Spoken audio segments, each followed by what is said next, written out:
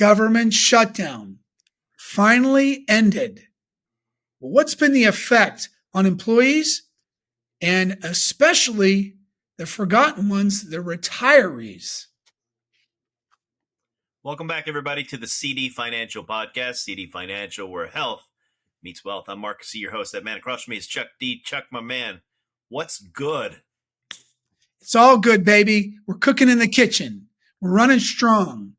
Right on, right on. I love it. I love it. Sunny California treating you all right? Yeah, it's not so sunny. We're finally getting some rain, and this is a good thing. So I can't complain about it. Can't complain. Although I was going to go camping next week in Anzo Borrego State Park. Borrego? I think I'm saying it right. State Park. Borrego? Borrego? But I'm not sure I'm going to do that in the rain. If it continues, I'm not going to do it, right? So I got to tell our friend Tony. We'll see. We'll see what happens. All right. Yeah. Well, you know me. I'm much happier camping at the Marriott or the Hilton. Any place with a breakfast buffet, that's where I camp.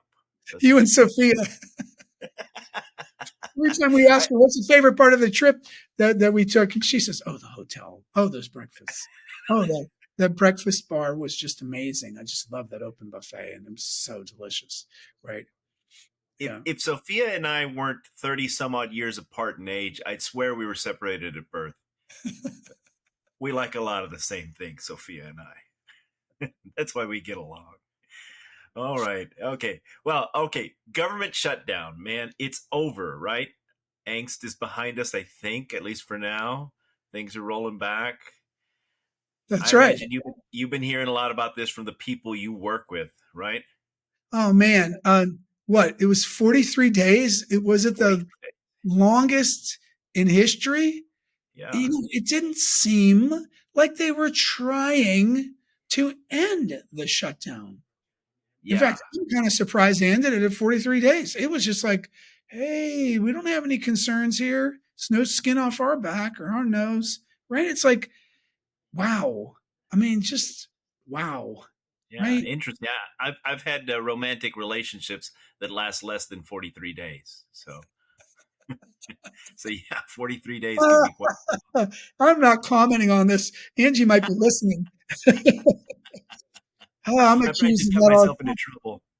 From when I was young, pre-marriage. Yeah. 1.4 million unpaid employees. Folks were getting, well, how about this? If you're listening, and I know you are, you got told that you were essential. You were an essential employee, and you had to go into work while you weren't getting paid. How about that? And how about that? Nobody's considering the effects it's had on retirees, which I'm going to talk to and speak to a little bit later in the podcast. Yeah, like it's had a ripple effect all over the place, Marcus. Yeah, as it does, as it makes sense that's what happens. So let's dig in a little bit on the effects. So I like the idea of separating it into the two groups. There's a group that was affected but are back at work now. And there's a group that you just mentioned, the retirees. We'll get into those and into that group here in just a second. So let's start with those who went back to work. Let's talk about some of the effects that they have felt from this government shutdown. Well, I mean, some people are going back to work and they have to reset their passwords because they just weren't in long enough, right? And everything's on hold with IT. A backlog of tasks that haven't been completed, haven't been done, that need and necessitate to be done. I know when Doge first started, they were like all these government employees that are sitting around twiddling their thumbs. And I was like, I don't work with too many folks that are sitting around twiddling their thumbs. I don't see that. And maybe there are some positions where it's not that strenuous of a workload, but guess what? Those folks who are proactive and are successful are the types typically that come to us because they know there's more success in creating a plan than just sitting on your hands. So than without one. So we have those active employees, and boy, oh boy, they're just gonna, you know what? I'm gonna say the employees are taking it in stride, and they're gonna do what they can. and they can't do what they can't do, and they Yeah. can't kill themselves over this because it wasn't their fault. So, So so that makes me think of a couple of questions, and we'll get into a plan here a little bit later, right? We'll talk about the importance of having a plan, but um, first of all, because you mentioned it, right? People are getting back to work. Some of them because the passwords reset every 30 days. They had to be on hold with IT, waiting to get that done. They're getting back into the groove. So it made me think of actually two things. I don't know if you have the answer to both of these, but first of all, are they getting back paid for the time away? most certainly. They've been through furloughs before, and you can Google the last one that happened, but which wasn't that long ago, and they always get their back pay. Okay, But good. this time, it lasted so long. Uh, yeah, the effects have been that a lot of people ended up draining their savings, Mm, and they've gone into credit card debt because they had to handle their bills, yeah. and so they'll get their back pay, and hopefully it won't take too long to get the back pay, right? And for things Yeah. to just steam forward. What was the other thing you asked? So the other thing, and this popped into my head when you were talking about the effects of them and all the backlog of all the stuff they have to get done. Are they opening up? Because I know the government has strict regulations with overtime and that sort of thing, but are they opening up more opportunities for overtime? Have you heard? Oh, I don't know actually, but that's funny you bring that up because I just this week we were meeting with some folks. They run a I think they must be doing Air Force maintenance, and they run Mm, into the evening shift. Oh, and then I was talking with an RN mm, at the Naval Hospital, and she runs the night shift, and she likes it because she doesn't have to deal with all the politics yeah, of the she doesn't have to deal with any of that. She actually chose that shift to yeah, stay away from all the head nurses and the doctors and all that anesthesiologists, and she just doesn't have to deal with it. And she gets paid a time differential for working that yep, shift as well. But I don't know. I don't know. They're typically very stringent. Some agencies sure, about having any overtime. yeah, So I don't know if they'll be granted that or not, Marcus. I bet you not. I bet you under this present administration, they're just going to say, "Hey, get done what you can get done." Right? Are they still interesting. required to send 5 things a week that they did? I don't think that's a thing anymore. I don't know. Oh yeah, That's that good. was yeah, just to make the work zone less Yeah, pleasant to create that atmosphere. And then when they released the DRP the first round, everybody was like, "Okay, we've softened the ground now, right? Now we can yeah, start digging the whole DRP and make the offering, and people should jump on this offer to retire."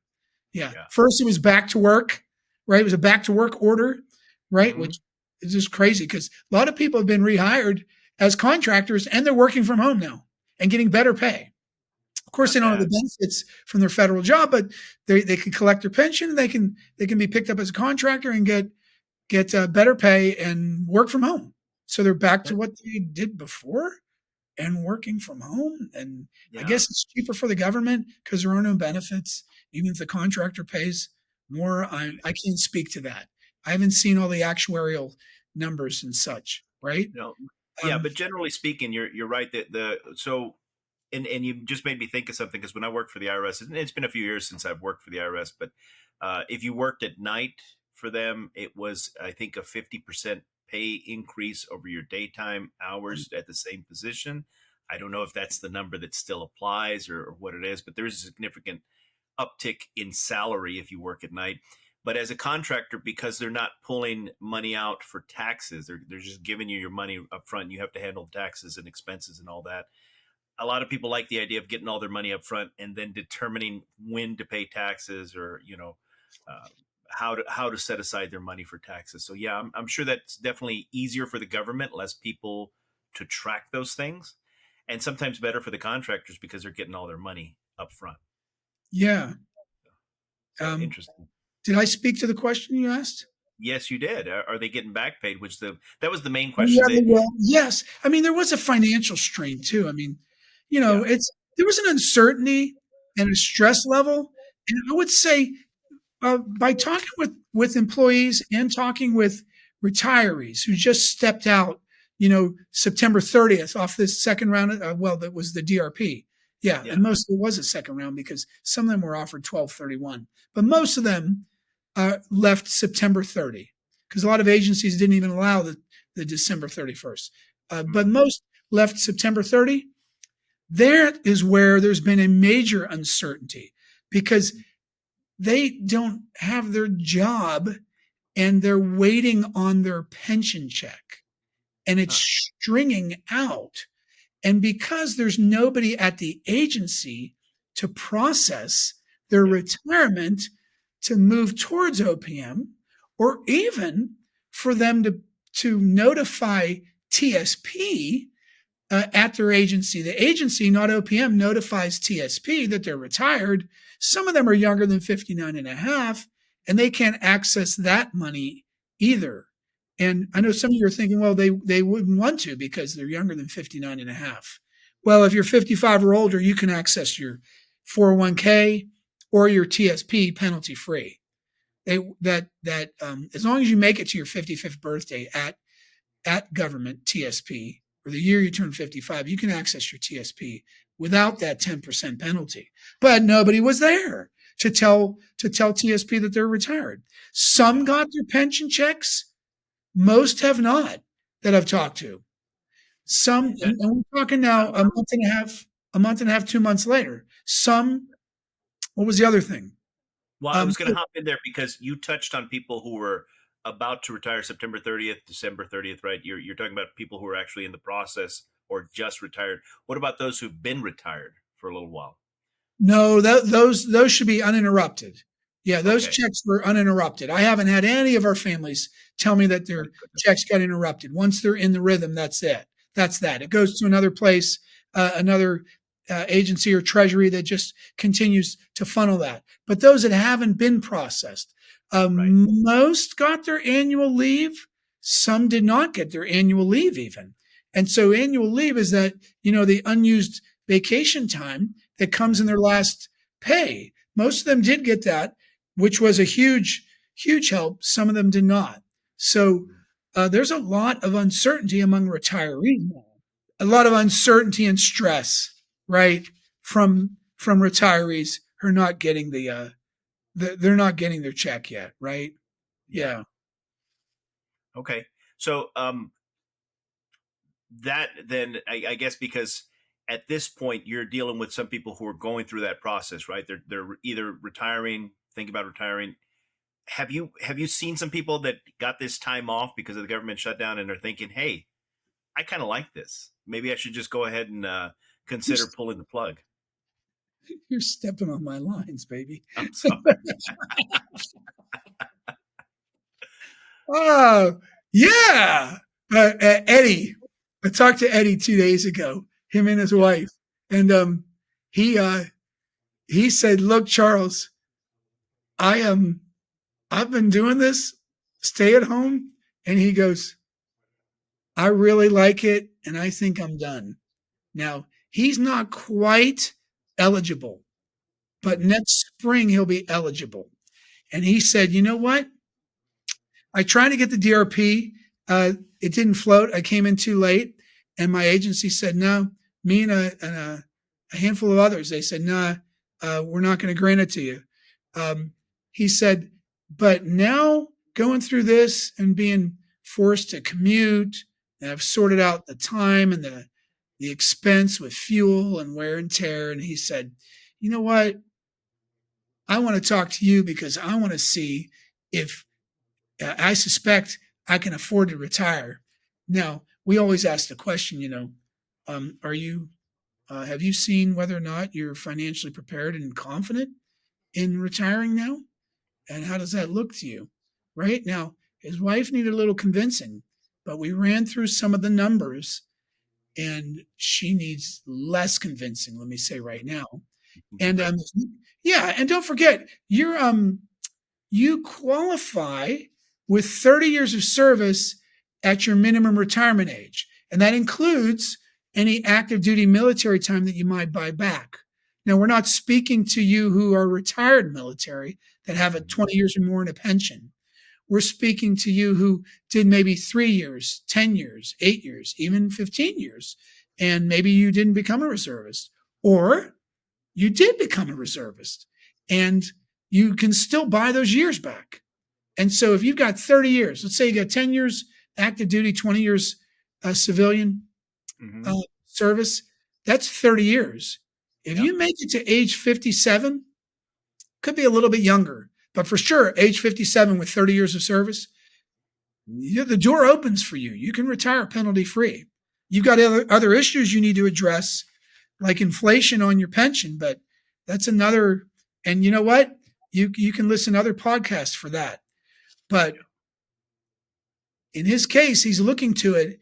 And in your case, if you've in the same space as Eddie, right? Or others who have just decided to retire going through this government shutdown, you might want to start preparing yourself here and even here, like with a plan. But are you mentally prepared? And do you have a plan? Because the next time they offer DRP and they couple it with VERA, the Voluntary Early Retirement Authority, the next time they do that, and you know what? If you want more information, I think he likes me to go with my left hand. You click right here for information about DRP, but more importantly, VERA. At that point, you don't have to have 30 years and 57. Do you remember those numbers, Marcus? Yep.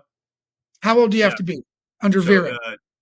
for VERA, I don't think there was an age, was it? Or is it 50 and 20? 50. Oh, what'd you say? 50 and 20.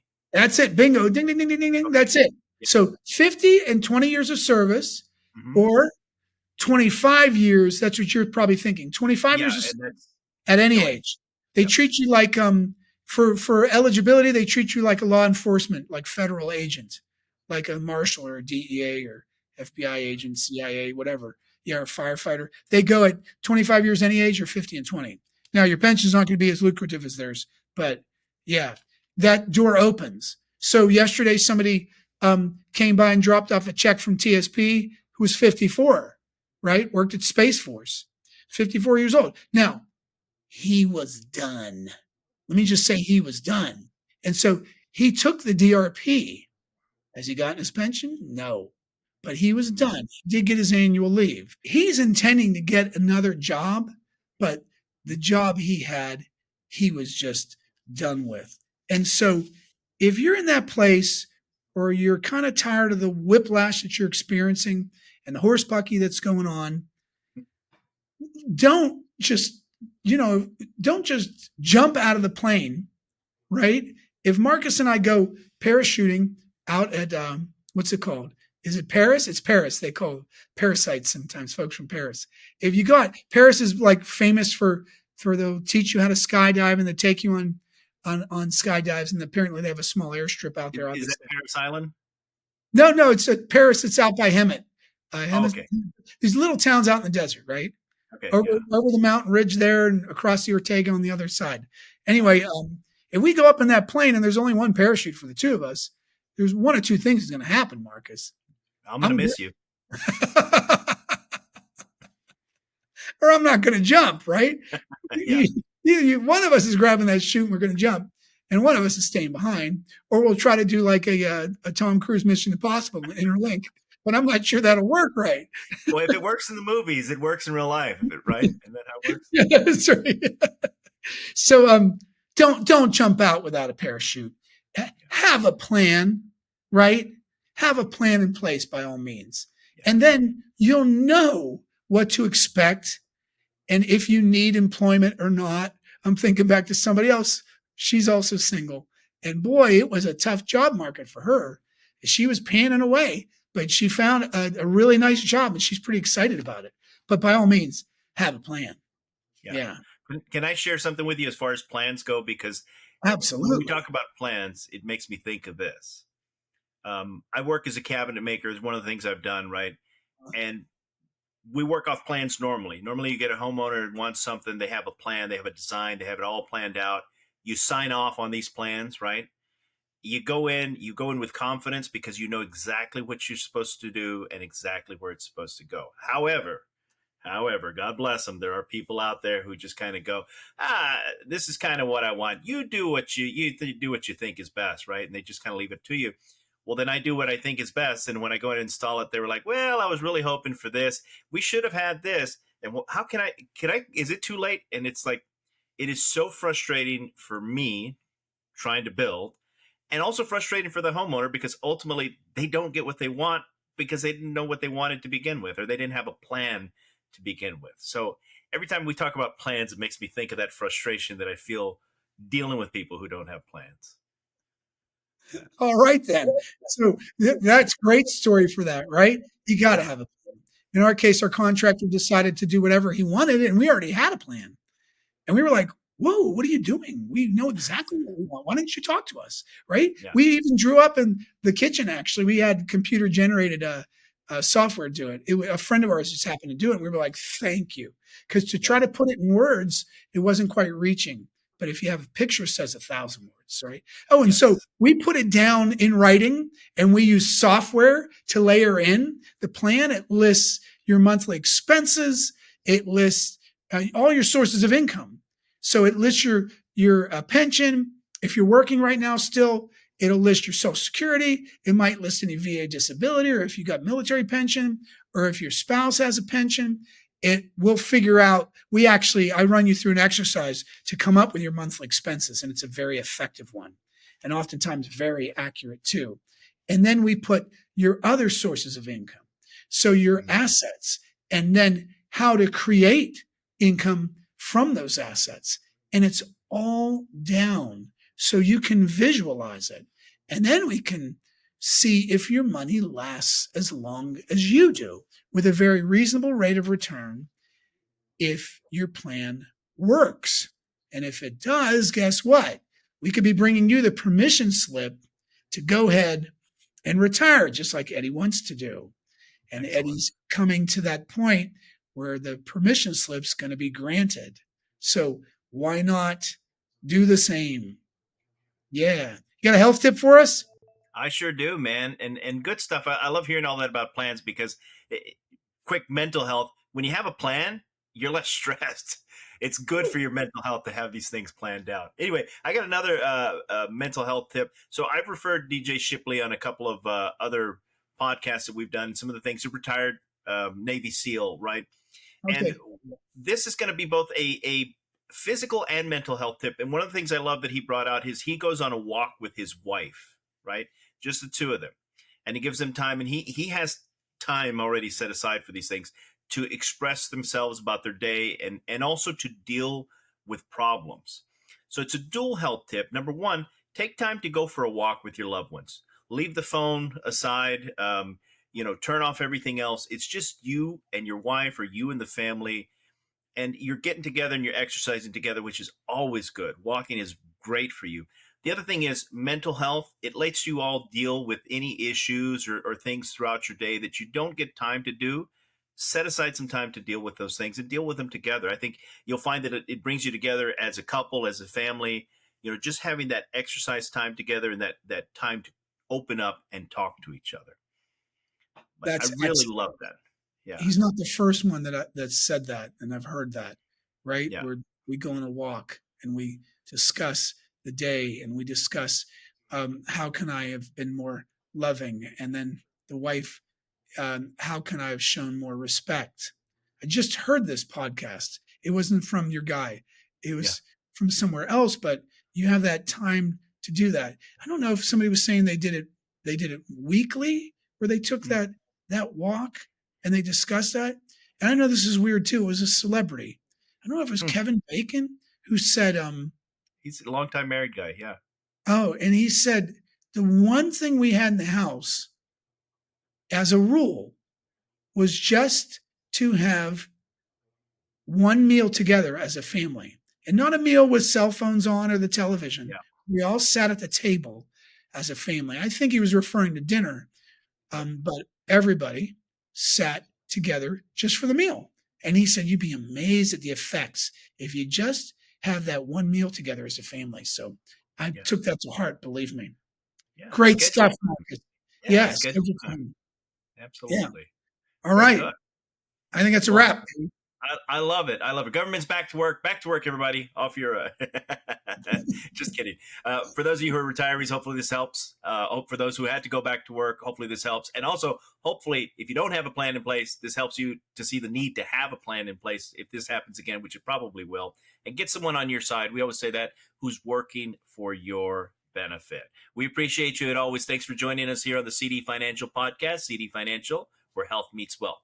Look forward to seeing you next time. We sure do. Don't forget, subscribe. Just click the button. All kinds of useful, powerful information for you. And you can text us too. Your name, first and last name, and your email to 949-359-5100, 359-5100. And we know what that means because we get those texts all the time, and we'll respond back and get you a 15-minute phone call where you can express yourself, and we'll find out where you need to go and what questions you got. We're here to answer them. We'll talk to you real soon, folks. Bye-bye now. Nice job, Marcus.